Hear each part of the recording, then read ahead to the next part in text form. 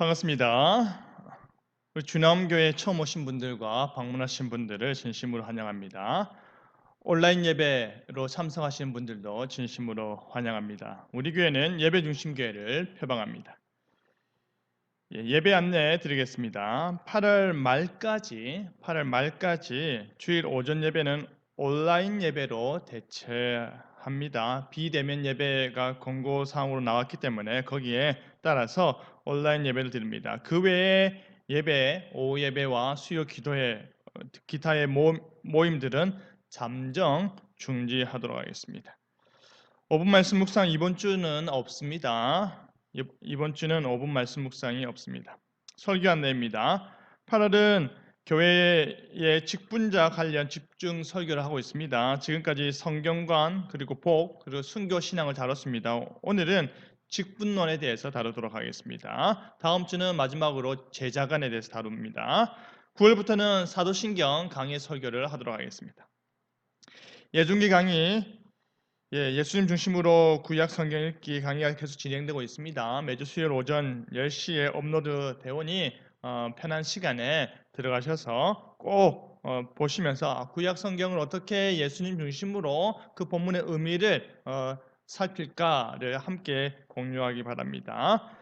교역자 동정입니다. 제가 내일부터 24일부터 28일까지 휴가를 가지도록 하겠습니다. 집에서 편안하게 재충전의 시간을 갖도록 하겠습니다.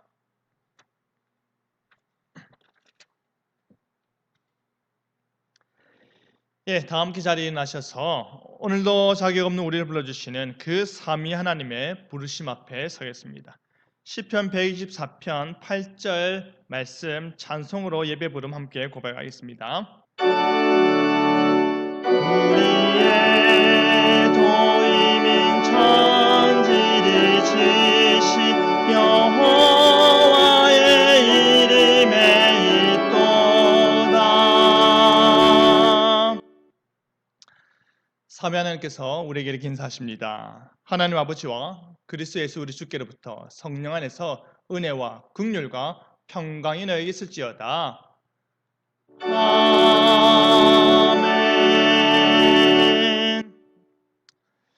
하나님의 부르심에 대한 우리의 응답으로 찬송가 2장 찬양 성부 성자 성령 삼위 하나님을颂령하며 찬송하도록 하겠습니다.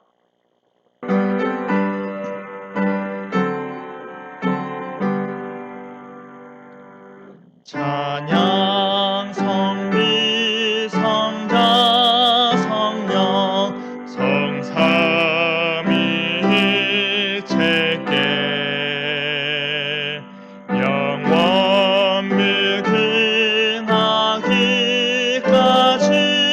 영광을 돌리세 영광을 돌리세 아멘.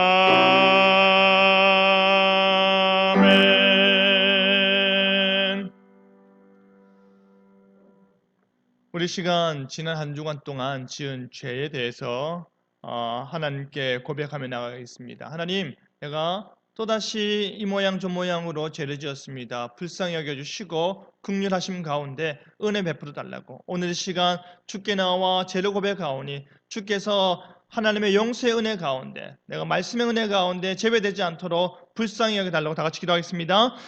거룩하신 하나님 아버지, 한 주간 동안도 또 이 모양 저 모양으로 살아왔습니다. 불쌍히 여겨주시옵소서. 생각으로 입술로 행동으로 죄를 지었습니다. 죄를 지어놓고도 분노하는 마음으로 잊어버렸습니다. 또 그 분노하는 마음으로 제 사함을 구하지 못하였습니다. 회개하지 못하였습니다. 불쌍히 여겨 주시옵소서. 거룩하신 하나님 아버지, 내 속에 있는 모든 악한 것들 다 제거해 주시고 이 시간 하나님께 나와 예배할 때에 부족함이 없도록 하나님의 은혜로부터 내가 멀어지지 않도록 주께서 불쌍히 여기시고 자비와 은혜의 손길을 베풀어 주시옵소서. 말씀 안에 거할 수 있도록 인도하여 주시옵소서.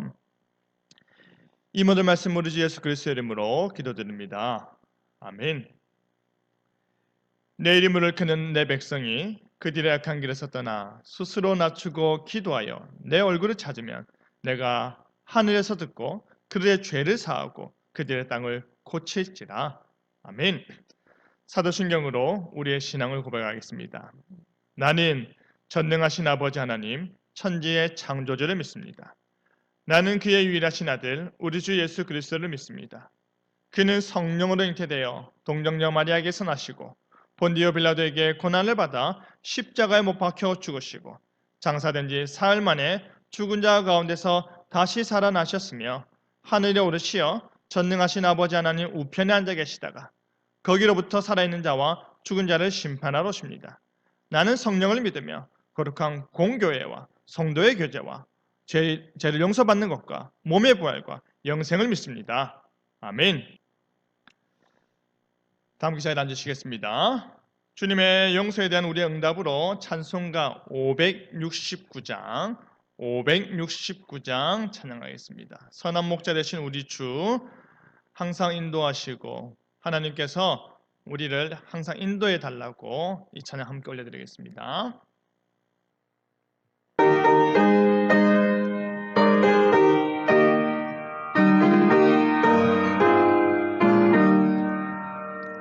선한 목자 되신 이르시 항상 인도하시고 피림필밭 좋은 곳에서 우리 먹여주소서. 선한 목자 그새 주여 항상 인도하소서. 선한 목자 그새 주여 항상 인도하소서. 양의 문이 되신 예수여 우리 영접하시고 길을 잃은 양의 미를 항상 인도하소서. 선한 목자 구세주여 기도 들어주소서. 선한 목자 구세주여 기도 들어주소서.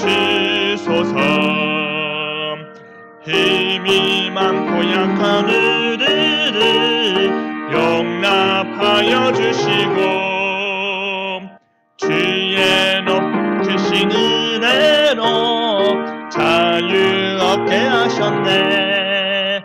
선한 목자 구세주여 지금 나아갑니다.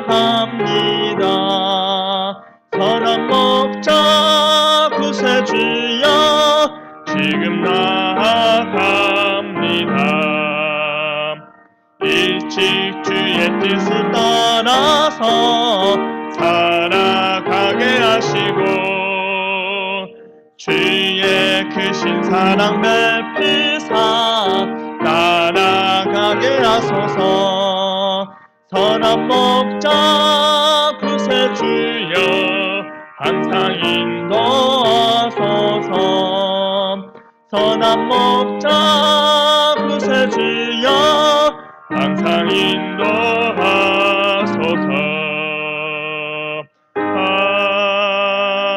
아멘. 말씀 기도 다 같이 하겠습니다. 거룩하신 하나님 아버지, 오늘도 우리가 각 가정에서 주의 말씀을 듣기 원하옵나이다. 주여 우리의 귀를 열어주시고 우리의 눈이 이 말씀에 집중케 하여 주시옵소서.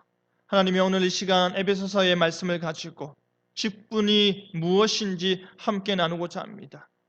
하나님의 몸된 교회를 어떻게 세워나갈 것인지, 하나님께서 그 교회를 위해서 누구를 세워서 하나님의 역사를 나타내는지 깨달아 알게 하여 주시옵소서.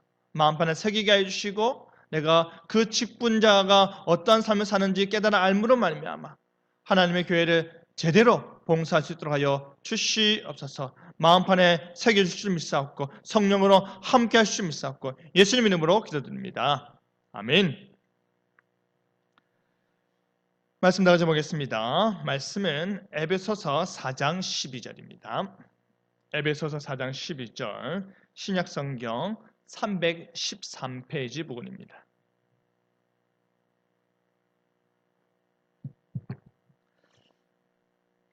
신약성경 313페이지 부분 에베소서 4장 12절입니다. 한 목소리로 읽겠습니다. 이는 성도를 온전케 하여 봉사의 일을 하게 하며 그리스도의 몸을 세우려 하심이라. 아멘. 예수님께서는 베드로의 신앙 고백 위에 그의 교회를 세우셨습니다. 사람들이 예수님을 조금 훌륭한 사람으로 인식하고 있을 때 아닙니다. 주님은 그리스도이십니다. 주님은 살아계신 하나님의 아들이십니다. 우리 조상들을 애굽 종되었던 곳에서 불러 구원하사 언약 백성이 되게 하신 여호와 하나님의 아들이십니다. 바로 이 고백 위에 그의 교회를 세우셨습니다. 여러분, 우리는 오늘도 하나님께서 베푸시는 죄 용서의 은혜 가운데 우리의 신앙을 고백했습니다. 각자의 다른 신앙이 아니라 동일한 신앙, 하나의 신앙을 함께 고백했습니다. 그렇다면 하나님께서는 그렇게 동일한 신앙 고백 위에 세워진 교회가 그 신앙 고백의 순수함을 그대로 유지하기 위해서 무엇을 주셨을까요?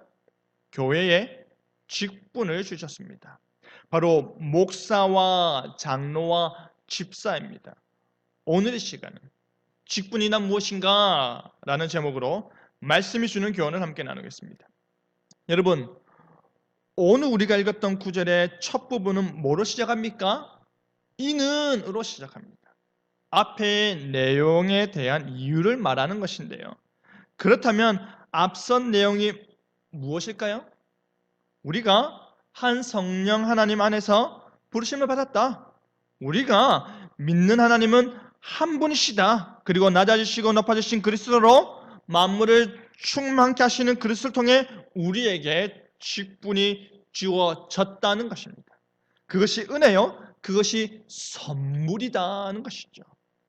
온 세상을 창조하시고 온 세상을 다스리시고 온 세상을 향해 내 것이라 말씀하시는 그 하나님께서 몸된 교회의 직분을 선물로 주신 이유가 무엇인지에 대해서 말하고 있는 것입니다. 신약에서의 직분이 하나님의 선물이듯이 구약에서도 직분은 항상 하나님의 신앙 공동체를 위해 하나님께서 주신 선물이었습니다. 하나님께서 레위인들로 해막에서 이스라엘 자손들을 대신하여 봉사하게 하셨는데 그들을 향해서 하나님께서 내가 선물로 주었다고 라고 말씀하셨습니다. 여러분, 직분은 선물입니다. 오해하면 안 되는 것이죠. 직분은 교회가 교회의 구성원인 성도에게 주는 선물이 아닙니다. 목사가 자신한테 잘하는 성도에게 주는 선물이 아닙니다. 은퇴할 때 장로, 권사, 집사를 수십 명 세우면서 내가 줄 수 있는 마지막 은퇴 선물이다 고 말하는 것은 성경적이지 않습니다. 그뿐 아니라 교회 건축을 위해 건축비 마련 목적으로 직분자를 많이 세워서 직분에 따라 일정 금액을 책정하여 감사헌금을 강압적으로 내게 해서도 안 됩니다. 이게 바로 타락한 교회상을 너무나도 잘 보여주는 중세 교회의 모습과 다를 바가 없는 것이죠. 직분은 그렇게 주어지는 것이 아닙니다. 정확히 기억하시길 바랍니다. 직분은 하나님께서 교회에 주는 선물입니다. 하나님께서 그리스도의 몸된 교회 공동체를 위해서 주는 선물입니다. 네덜란드 신앙고백서 31장 교회의 직분자들을 보면요, 우리는 하나님의 말씀의 사역자들과 장로들과 집사들이 하나님의 말씀에 규정된 대로 기도와 선한 질서를 따라 교회의 합법적인 선거를 통하여 선출되어야 함을 믿습니다 라고 내용이 표현되어 있습니다. 직분자는 교회로부터 선출되지만 말씀에 따라 선한 질서에 따라 기도하는 자세로 교회로부터 나와서 교회를 위한 봉사의 직임을 기억하시길 바랍니다. 여러분, 그렇다면 그 직분에는 뭐가 있습니까? 본문의 바로 앞구절에 사도, 선지자, 복음 전하는 자, 목사와 교사가 언급되어 있는데요. 사도, 선지자, 복음 전한 자는 초대교회 초기 당시에 하나님께서 그의 교회의 터를 세우고 복음 전파를 위해서 한시적으로 세우신 자들입니다. 그래서 성경이 기록될 당시 이후로 사라진 직분입니다.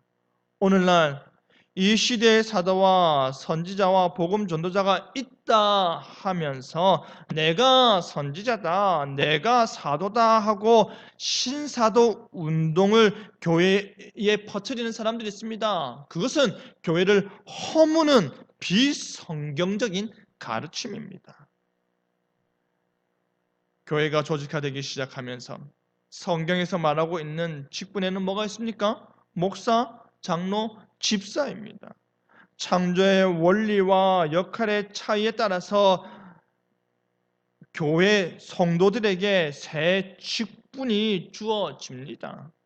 특별히 한국교회는 여자 성도들에게 주는 직분이 권사인데요. 성경에 있습니까? 없습니까? 없습니다. 성경에는 없지만 교회를 위해 직분으로 세우는 것이죠. 권사 직분은 장립 집사에 준하는 개념으로 이해하시면 되고요. 또한 남녀 모두에게 주어지는 서리 집사는 개최 교회에서 1년간 교회 봉사를 위해서 주는 직분입니다. 권사와 서리 집사는 한국 교회에만 있는 독특한 직분이죠. 그런데 이 모든 직분들은 결국 뭐에 집중되어 있는지 아십니까? 오늘 읽은 말씀을 보면 이와 같은 직분자들은 세운 이유가 무엇입니까? 몸된 교회를 온전케 하는 것입니다. 몸된 교회의 봉사의 일을 하게 하는 것입니다. 그리스도의 몸을 세우는 것입니다. 그 몸된 교회를 온전케 하고 머리 대신 그리스도의 몸된 교회를 위해서 봉사의 일을 하게 하여서 그리스도의 몸을 세우는 일이 직분자의 목적이요 존재이요 주된 사역인 것입니다. 먼저 목사를 보겠습니다. 목사의 주된 업무가 무엇입니까? 말씀과 기도입니다. 여러분, 저는 몇 차례 말씀드렸다시피 출근해서 책상에 앉으면 제 정면에 여러분의 이름이 보입니다. 그리고 늘 하던 대로 기도를 합니다. 목사로서 여러분을 위해서 할 수 있는 것이 기도이기 때문입니다. 여러분이 저에게 기도 제목을 주시는 것은 저로 최소한의 기도 사역을 더 열심히 하게 하는 것입니다. 우리의 유일한 중보자 되신 예수 그리스도에 의지하여 기도할 때 하나님께서는 부족한 저의 기도를 들어주실 것이라 저는 믿어 의심치 않습니다. 그리고 말씀 준비를 합니다. 일주일 동안 목사 한 사람이 감당해야 할 설교가 몇 편인지 아십니까? 저 같은 경우에는 최소 8편입니다. 그게 뭐 힘들다고 하는 사람 없으시죠? 그런데 생각보다 설교를 준비하는 일이 얼마나 힘든지 성도들이 잘 모릅니다. 이전에 부교육자 시절에 교육자가 책상에 앉아서 편안하게 책이나 보고 있고 키보드나 치는 게 뭐가 힘듭니까? 우리는 자리에 앉을 틈도 없이 일하는데 솔직히 세상 편한 게 교육자 아닙니까? 하며 타박 주는 분도 계셨고요. 본문 읽고 설명 좀 하다가 예화 몇 개 해주고 하면 그만인데 뭐가 어렵습니까? 내가 하면 더 잘할 텐데 하셨던 분도 계셨습니다. 하지만 반대로 글과 관련된 직종의 사람들은 제가 일주일 동안 해내는 설교들과 강의 사역을 보고 어떻게 그게 가능하죠? 라고 격려해 주기도 합니다. 자기도 글을 쓰는 사람이니까 그걸 이해해 주는 것이죠.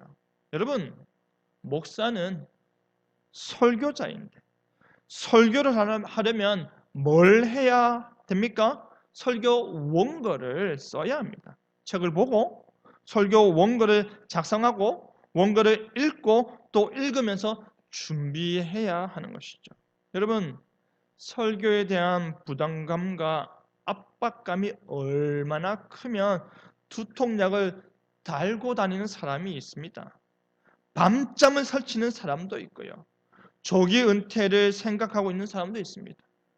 잘하건 못하건 그 스트레스에 녹초가 되는 것이죠. 여러분, 제가 네덜란드 유학 시절에 오래도록 함께 교제 나누었던 네덜란드 장로님이 한 분 계신데요. 이분은 영어 교사 출신입니다.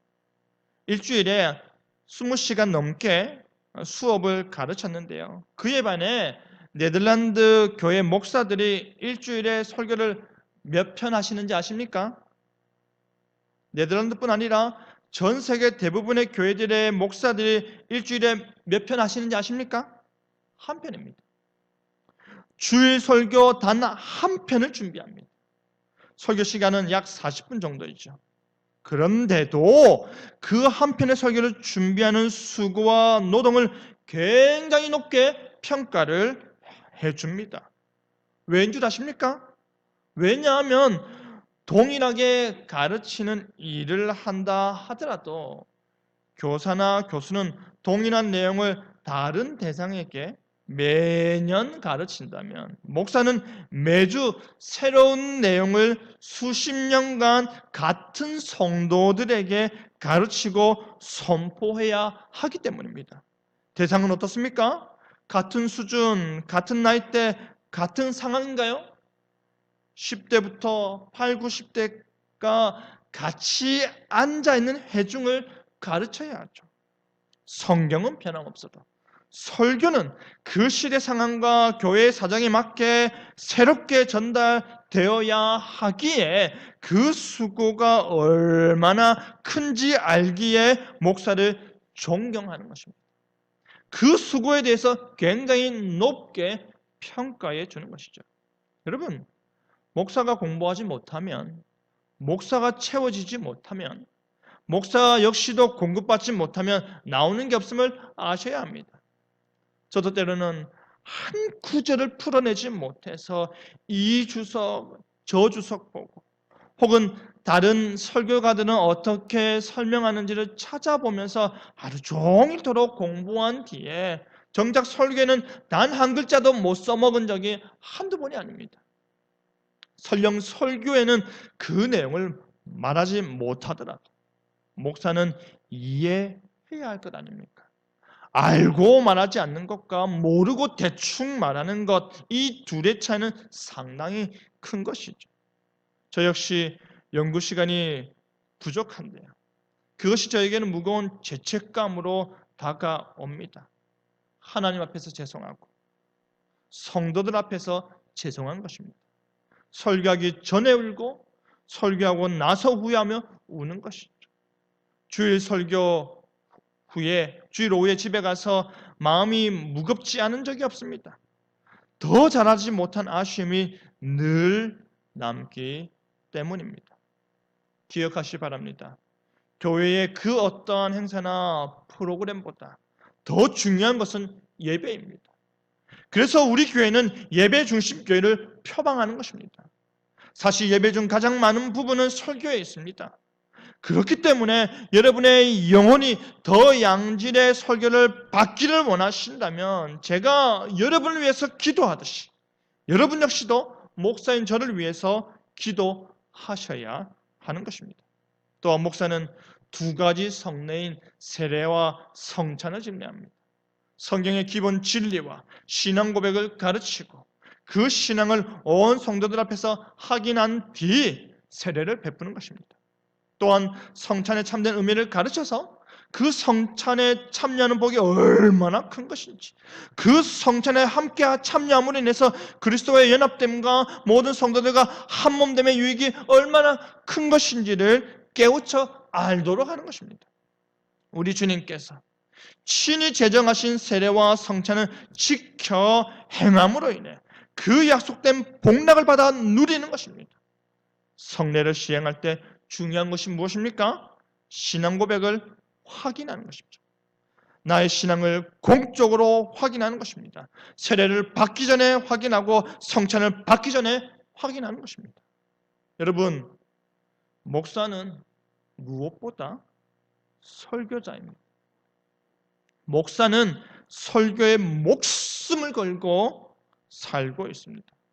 좋은 설교자가 좋은 교회를 만들기도 하지만 동시에 좋은 성도들이 더 좋은 목사요, 더 좋은 설교자를 만든다는 사실을 잊지 마시길 바랍니다. 은혜를 사모하는 성도들의 눈빛이 더 열심을 내게 하기 때문입니다. 그 복된 길을 사모하시길 바랍니다. 좋은 목사와 좋은 성도들이 함께 아름다운 교회 세우는 일에 동참하시길 바랍니다. 하나님께서 목사의 입을 통해 선포하는 말씀을 통해서 말로 다 할 수 없는 은혜를 베풀어 주심을 믿으시길 바랍니다. 다음으로 장로의 직분에 대해서 함께 나누겠습니다. 여러분, 우리 교회는 고신교회입니다. 고신교회는 장로교회입니다. 장로교회라는 말은 성도들로부터 선출된 장로가 교회의 전반을 치리한다는 것입니다. 특별히 성경은 장로를 향하여서 교회의 목사와 함께 감독자라고 하는데요. 이 말은 단순 감시자가 아니라 치리자라는 말입니다. 성경에 기초한 고신 헌법이 말하고 있는 장로가 감당해야 할 두 가지 중요한 직무가 무엇인지 아십니까? 강단에 선 목사가 말씀을 기록된 말씀대로 책임감 있게 잘 전달하고 선포하고 있는가와 그 말씀을 들은 성도들은 그 말씀에 따라 살아가고 있는지 사랑으로 감독하는 것입니다. 목사와 성도를 감독하는 것입니다. 이렇게 이야기하면 신앙을 하지 않는 장로가 어떻게 목사를 판단하냐고 말하는 분도 계신데요. 반대로 장로님들 가운데서 우리가 뭘 알아야 말을 할 거 아닙니까? 라고 말하는데요. 그렇게 신학적이고 깊은 차원이 아니라 넓은 의미에서 살피는 것입니다. 목사의 설교 가운데 성도들이 듣기에 보충 설명이 필요한 부분을 말해주는 것입니다. 또 설교를 하다 보면 자기도 모르게 단어를 잘못 말할 때가 있습니다. 부정을 긍정으로, 긍정을 부정으로 말할 때가 있습니다. 애매하거나 불분명한 표현들로 인해서 오해를 사게 될 경우 등에 대해서 조언을 해줘야 한다는 것입니다. 뿐만 아니라 성도들을 감독해야 합니다.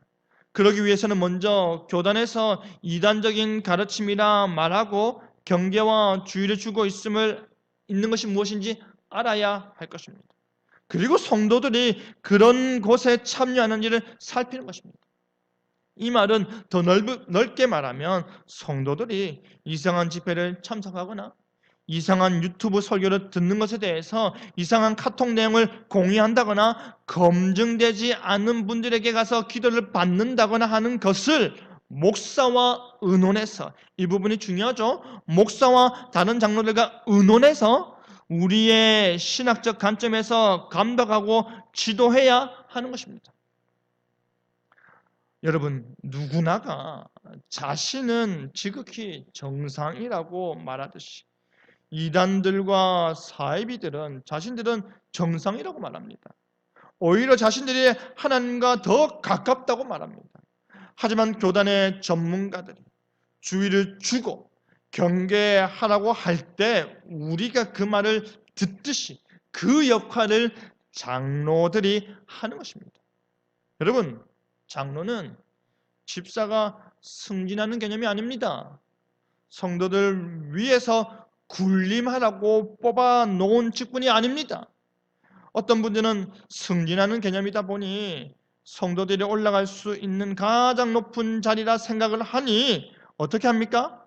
성도들에게 잘 보이려고 노력을 하고 안 될 경우에는 교회를 옮기는 분도 생기는 이유는 바로 승진 개념이다 보니 자신이 승진 누락되었으니 창피하다는 것이죠. 집사 때까지는 그렇게 일을 열심히 하다가 장로가 되면 일 안 하고 잔소리하고 간섭하고 지시하는 분도 계신데요.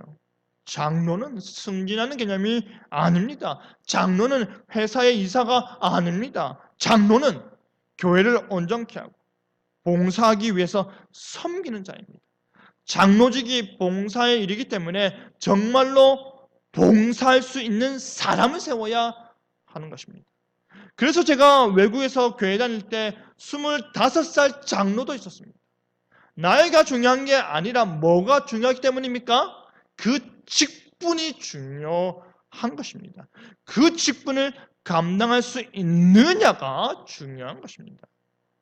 여러분, 고신교회는 장로를 노회에서 임명하지만 개혁교회는 장로를 개체교회에서 임명합니다.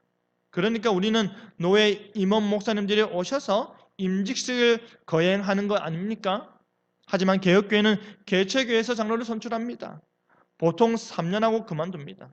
우리는 죽을 때까지 장로인데요. 거기는 보통 3년 단위로 나뉘어져 있습니다. 왜 그런지 아십니까?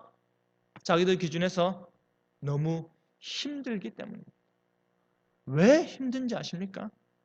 장로들이 직접 신방을 가야 하기 때문입니다. 지극히 성경적인 것이죠. 자기가 맡은 구역원들을 1년에 2차례 신방해야 합니다. 정기 신방이죠. 그리고 특별한 일이 있을 때 또 신방을 갑니다. 보통 저녁에 가는데요. 가면 얼마나 신방하는지 아십니까? 최소 1시간 정도 머물다 갑니다. 7시 반에 신방 와서 늦어도 9시 반 전에는 자리에서 일어납니다. 우리가 생각하는 신방과는 차원이 다릅니다. 5분, 10분 얼굴 보고 건면하고 기도하는 차원이 아닙니다. 정기 신방 때 예를 들면 이렇습니다. 신방으로 온 장로가 묻습니다. 경건 생활을 어떻게 하고 계십니까? 주일 말씀을 듣고 어떻게 실천하고 있습니까? 성찬을 받기에 합당한 삶을 살고 있습니까? 하고 묻습니다. 여러분, 우리도 이런 이야기를 나눌 수 있습니다. 하지만 이런 이야기를 1시간 이상 나눈다는 것 자체가 놀라운 것입니다. 우리는 무조건 목사가 신방을 가야 하는데 거기는 그렇지 않습니다. 성경대로 장로가 신방을 갑니다. 목사는 설교 준비하고 그리고 매우 특별한 경우에만 신방을 가죠. 심지어 신방을 제대로 하지 않으면 어떻게 되는지 아십니까? 성도가 장로의 그 직분을 온전히 감당하라고 잔소리합니다. 그러면 장로는 그것에 있어서 책임감을 가지고 반성하는 모습을 보입니다. 그러다 보니 장로직이라는 것 자체가 굉장히 피곤한 것입니다. 부담이 됩니다. 생각해 보십시오. 퇴근하고 집에서 쉬어야 하는데 저녁 먹고 신방을 하루 건너 가야 합니다.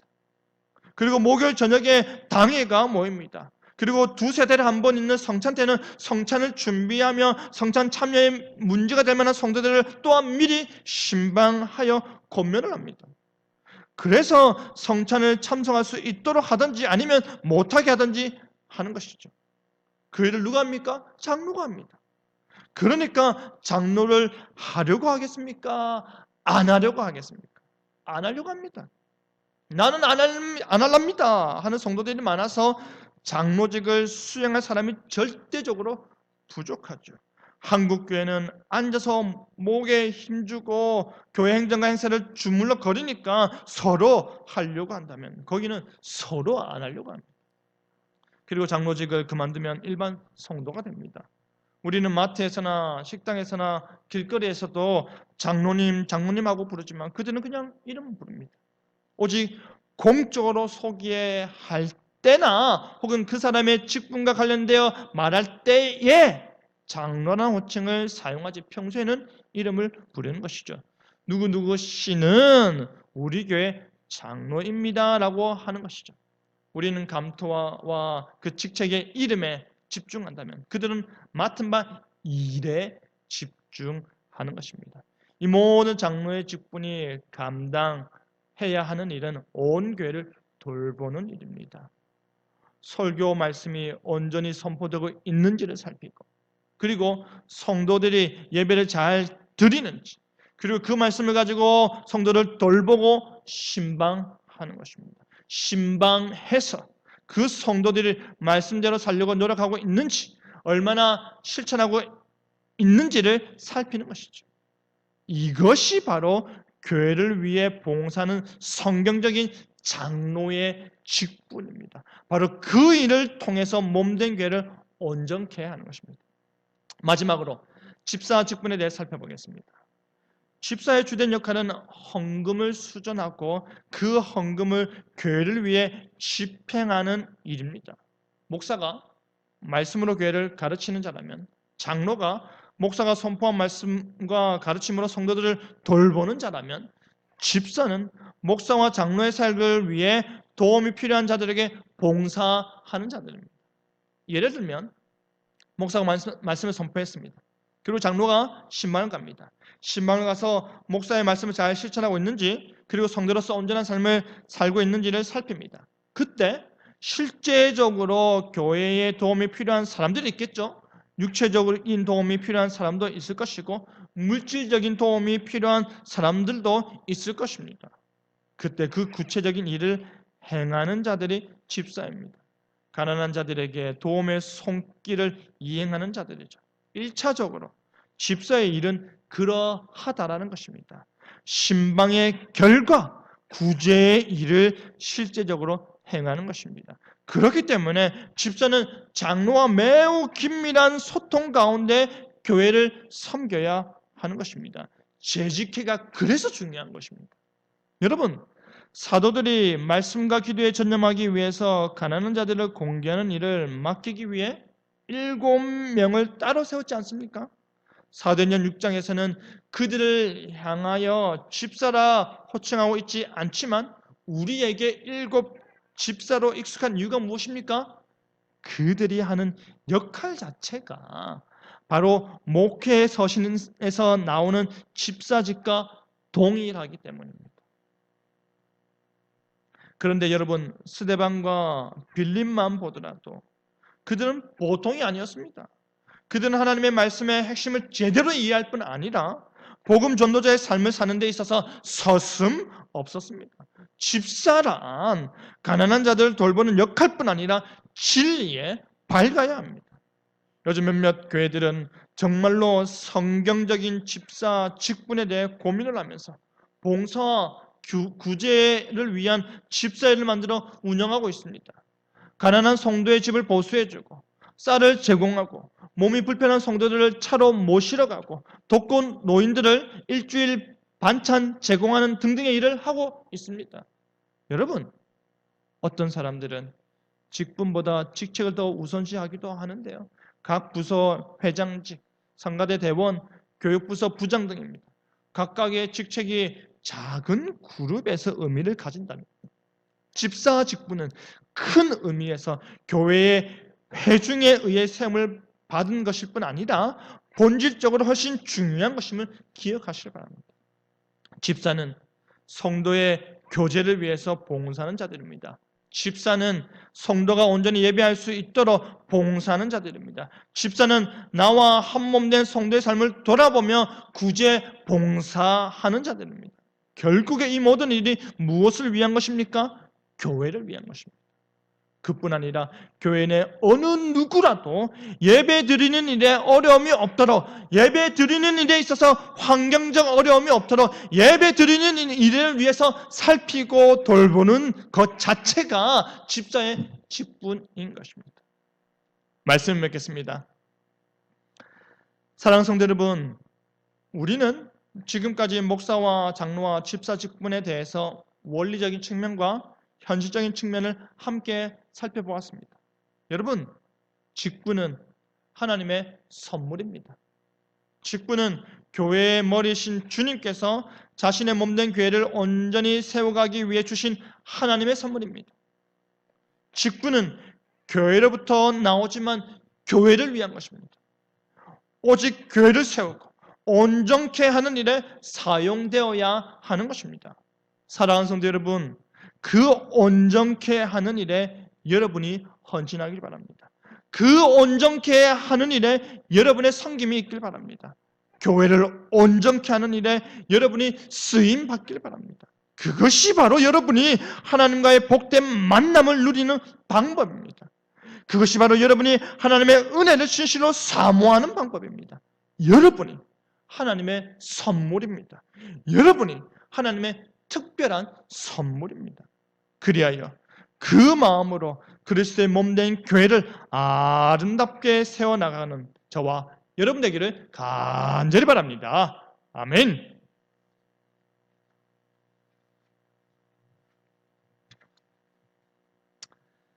찬송가 323장 찬송가 323장 부름받아 나서니 몸 찬양하겠습니다.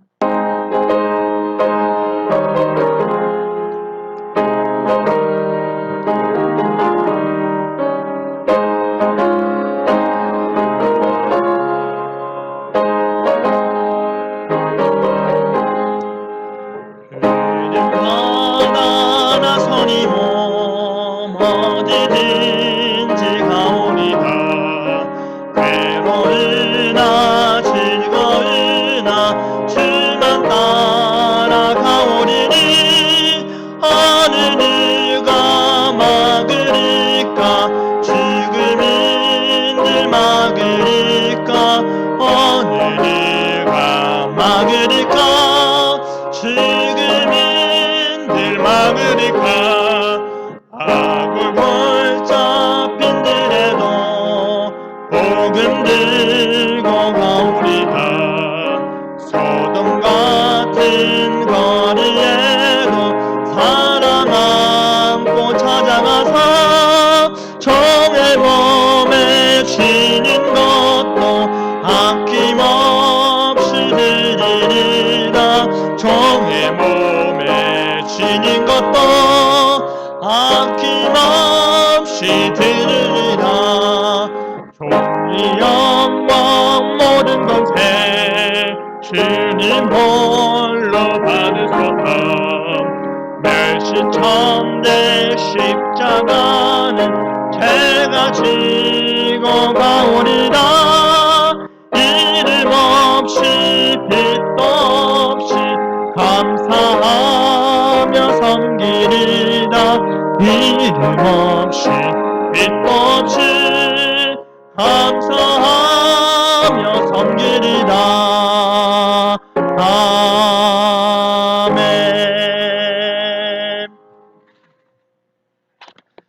목회 기도하겠습니다. 거룩하신 하나님 아버지, 오늘 이 시간 에베소서 4장의 말씀을 가지고 하나님의 몸된 교회를 온전케 하고 봉사하여 바르게 옳게 세워나가는 그 직분의 의미를 살펴보았습니다. 하나님, 우리 교회 가운데 하나님의 직분자를 세워주셔서 감사드립니다. 교회 안에서 우리가 맡은 바 역할이 있습니다. 하나님이여, 이 역할을 온전히 잘 감수할 수 있도록 인도하여 주시옵소서. 하나님의 선물로 주어진 우리 존재의 가치를 깨달아 알고 내가 교회에 온전케 하는 일에, 봉사하는 일에 최선을 다하게 하여 주시옵소서. 거룩하신 하나님 아버지, 코로나19가 지금 심각한 상태에 있습니다. 감염자가 계속해서 많이 나오고 있습니다. 부산은 사회적 거리두기 2단계로서 온 교회들이 8월 말까지 비대면 예배만 허용되었습니다. 하나님, 사모하는 마음으로 우리가 이 예배 장소를 함께 모여 예배하는 것을 원하오니 어서 속히 모든 것들이 진전되고 하나님 안에서 한자리에 모이는 그날이 속히 오게 하여 주시옵소서. 각 가정에서 예배를 드린다 할지라도 더 은혜가 풍성해지게 하여 주시고 마음 바르게 잡고 하나님 앞에서 신앙생활 잘하게 하여 주시옵소서. 온 사회가 분노로 들끓어 오르고 있습니다. 하나님, 분을 품지 아니하고 기도하는 가운데 하나님께 내어 맡길 수 있는 우리 신앙이 되게 하여 주시옵소서. 어떻게 이렇게 이루어졌는지, 이 일이 일어났는지 분통하지만 그럼에도 불구하고 우리가 인내하며 잘 견디게 하여 주시옵소서. 코로나 바이러스로부터 멀어지게 하여 주시고 하나님, 모든 성도들 건강 지켜 주시옵소서.